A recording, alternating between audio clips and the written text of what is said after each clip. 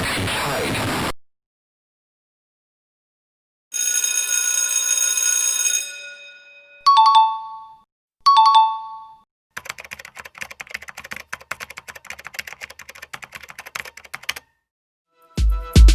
大家好，我是金兆 ST。我们先了解下 NBA 数据的诞生里程碑。NBA 刚开始时只记录场数、投篮、罚球、助攻、犯规和得分。50-51赛季增加篮板数据，隔年增加出场时间，直到73-74赛季才再次增加防守篮板、进攻篮板、抢断和盖帽。失误是在77-78赛季才开始记录。最后一项数据是三分投篮。早期的 NBA 是不屑于贬低三分线的，而诞生于1967年的 ABA 是另一个与 NBA 竞争的篮球职业联盟。1976年 NBA 兼并 ABA 对 NBA 的影响很大，如三分线、全明星周和灌篮大赛都成为 NBA 的一部分。合并后过了3年79-80赛季，三分投篮才被 NBA 采用。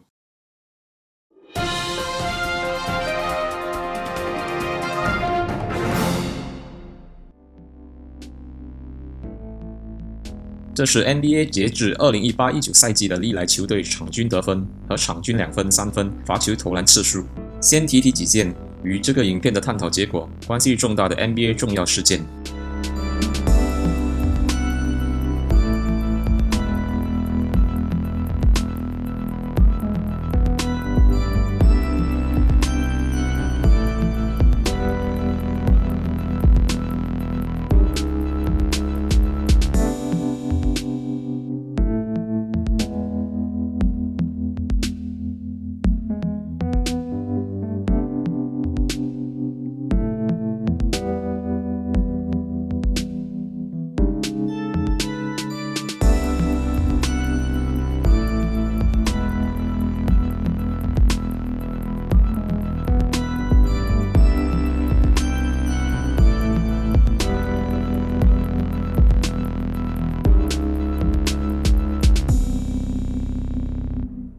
蓝线是联盟平均身高，红线是把有投篮出手的球员加上他们的身高来计算投篮的球员平均身高。之后类似的图表都是如此计算。有变化的是带入的数据，如三分投篮的球员平均身高或助攻的球员平均身高。红线高过蓝线，代表这时期绝大多数的投篮出手都是属于身高高过联盟平均身高的球员。除了1966年以前，1978年和1981年，其余的赛季里都是低于联盟平均身高的球员，投篮的机会比较高。这在场均投篮出手图表里可以进一步看出，那段时间里场均投篮最多的是后卫和小前锋，尤其是70年代末至2000年代初的得分后卫和小前锋。但是投篮命中率比较高的一直以来都是高过平均身高的球员，尤其是70以上的更是独领风骚，历来都是高于50%命中率。随后的是6尺10寸至70的近50%命中率。猜猜为什么70年代至80年代初70以上的球员拥有夸张的投篮命中率？因为那时70以上的球员是稀有的。67年的峰值是大神 Will Chamberlain 独有的，因为这前后几年间唯有他是高于7尺的。73年的峰值是他与另一位大神 Kareem Abdul-Jabbar 一起创造的。82年的峰值属于8位球员，除了 Kareem Abdul-Jabbar， 较为人所知的还有酋长 Robert Parish、 公牛队第一次3连霸时的中锋 Bill Cartwright 和曾得过 ABA 最有价值球员和总冠军的 Artis Gilmore。 如果按篮球位置来看，中锋的命中率一直以来都是远超其他位置。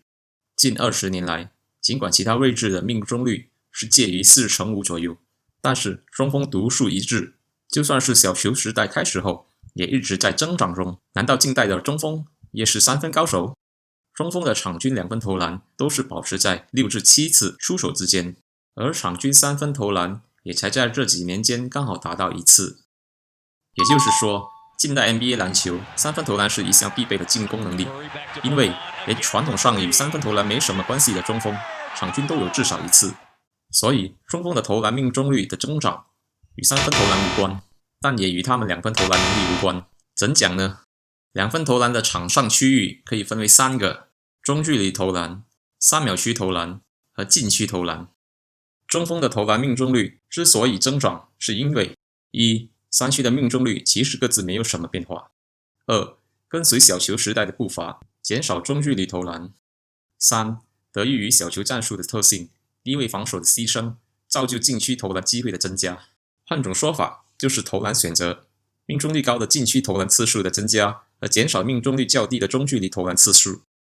在三分线于1980年被采用后，三分投篮机会至今还是偏矮球员的专利。除了95至2000年，两分投篮机会比较高的都是介于和联盟平均身高同高的球员。这是因为当时的 NBA 实验性的缩短三分线距离，属于低过联盟平均身高的后卫和小前锋都在增加三分投篮，从而减少两分投篮。可以看到，三分投篮整体上的趋势都是增长的，但是谁能在10年前就预测到大前锋的三分投篮比例激增了近3倍，近40%的投篮机会都是在三分线外？谁又会料到连中锋也有1%的三分投篮比例？把篮球位置换成身高范围69寸以下的，近年来的投篮选择1/3是三分投篮。而命中率方面，两分投篮命中率是介于和联盟平均身高同高的球员，三分命中率当然还是属于偏矮的球员，只是高过三分投篮的平均身高。投篮最后一项数据，罚球。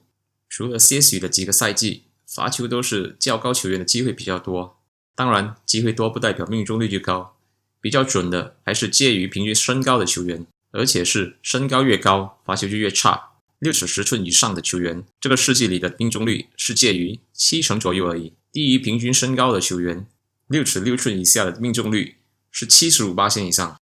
也就是说，基本上中锋的罚球是最差的，比较好一点的是大前锋。但是近几年来，中锋和大前锋的命中率有所提升，反之后卫和小前锋略微下降。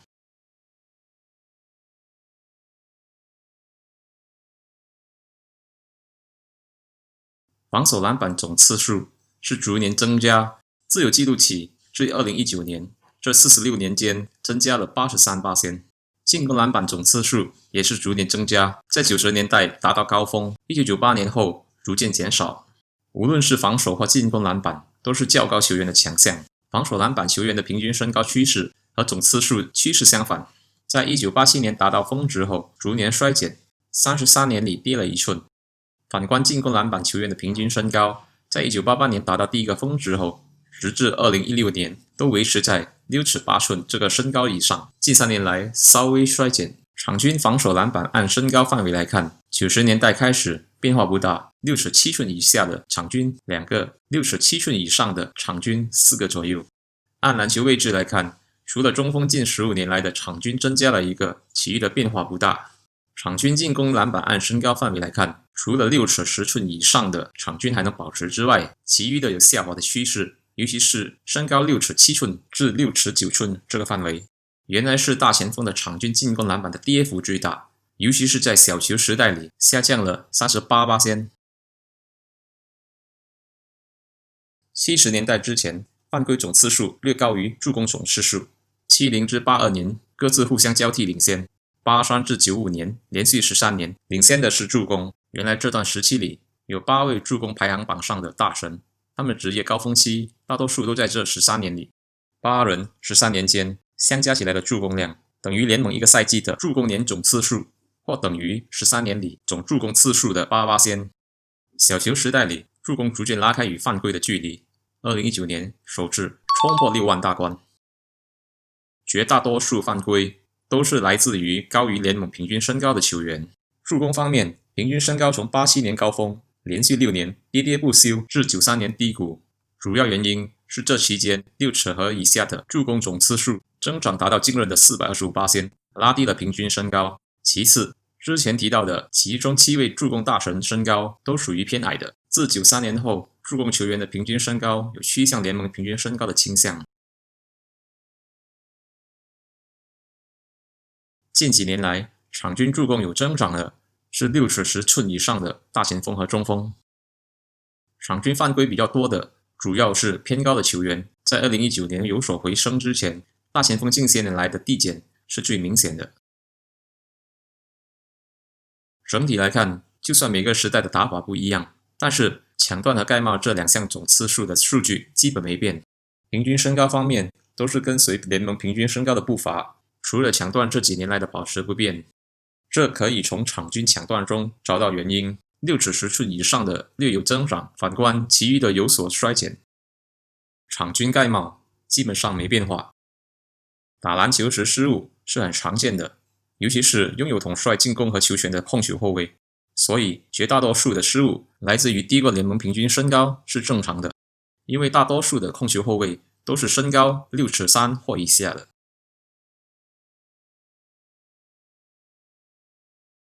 胜利贡献值 Win Shares 除了可以看出球员每一场比赛或赛季或职业生涯的个人成绩单，其实也可看出球员种类，如进攻型、防守型或攻守兼备型。例如，从单赛季的记录能判断出 Kareem Abdul-Jabbar 是进攻型的 ，Bill Russell 则相反，属于防守型的。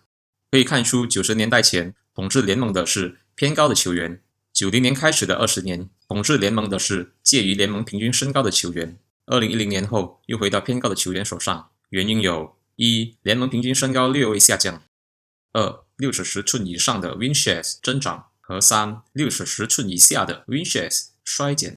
换成篮球位置，就是中锋的增长和其余位置的衰减。球员效力值 PER 15是平均水平的球员，那么翻倍的 PER 30是不是就是 MVP 呢？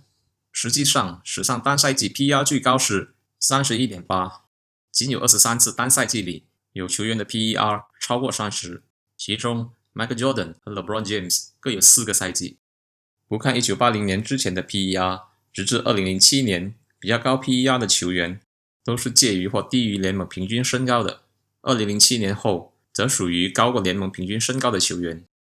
近些年来，6尺10寸以上的 PER 有所增加。如果换成篮球位置，中锋是唯一在小球时代里 PER 进步最大的，大小前锋和得分后卫都有所下降。NBA 总冠军球队球员的身高范围，可以看到不同的联霸王朝球队有不同的身高倾向。MVP 最有价值球员历来的前10名 ，MVP 得主的平均身高最高，近6尺9寸。有趣的是，如果把每3名为一组来看，竟然有惊人一样的模式。64年来，绝大多数三甲的身高是高于联盟平均身高，其中 73% 的 MVP 得主是高过平均身高的。年度最佳防守球员 DPOY 历来的前10名，平均身高最高的竟然是亚军6尺10寸。37年来，绝大多数三甲的身高是高于联盟平均身高，最差的季军也有 78% 是高于平均身高。大胆预测下，今年 MVP 和 DPOY 的得主。